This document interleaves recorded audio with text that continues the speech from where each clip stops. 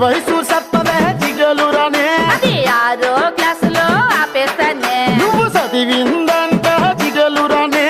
మగాళ్ళ ఈక్నెస్ చదివేస్తానే నవ్వు నవ్వదా జిగలురానే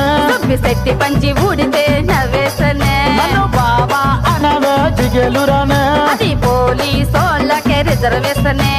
ప్రేమిస్తావన్నను జిగలురానే